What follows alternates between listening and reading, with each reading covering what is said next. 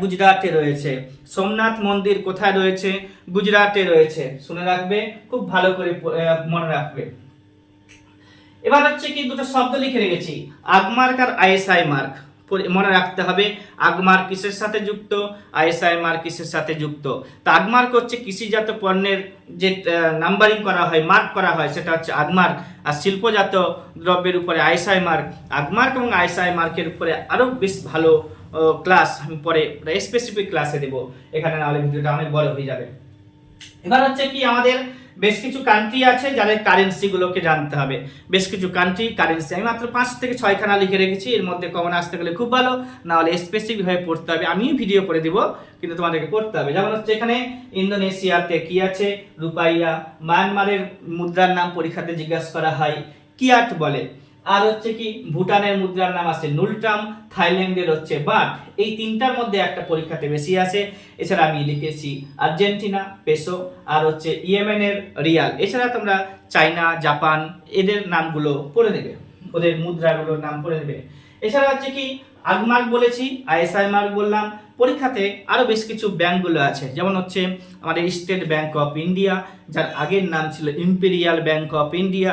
1921 খ্রিস্টাব্দে imperial bank of India স্থাপিত হয়েছিল। তারপরে স্বাধীনতার পরে 1955 খ্রিস্টাব্দে ইম্পেরিয়াল ব্যাংক অফ ইন্ডিয়া নাম চেঞ্জ হয়েছে স্টেট ব্যাংক অফ ইন্ডিয়া এবং ন্যাশনালাইজেশন করা হয়েছে। তো state bank of India nationalisation হচ্ছে 1955 খ্রিস্টাব্দে। এছাড়া আরবিআই ব্যাংক আছে, যেটা 1935 খ্রিস্টাব্দে তৈরি হয়েছিল এপ্রিল মাসের মনে হয় 1 তারিখে।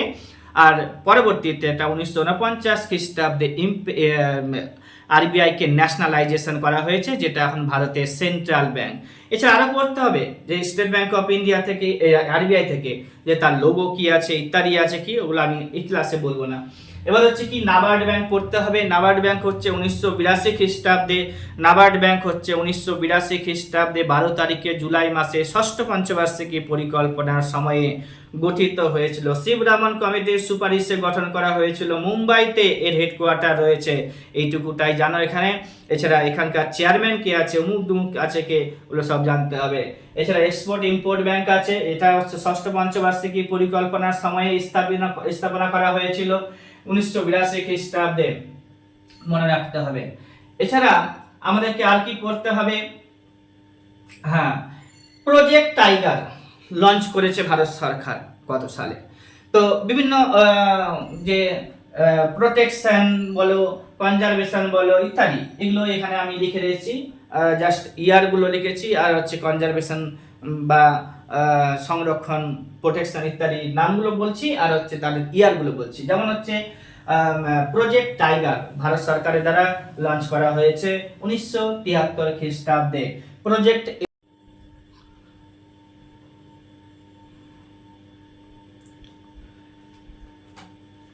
কিয়োটো প্রোটোকল 1997 খ্রিস্টাব্দে। মিগ গ্যাসের দুর্ঘটনা 1984 খ্রিস্টাব্দে, এটা মধ্যপ্রদেশে হয়েছিল।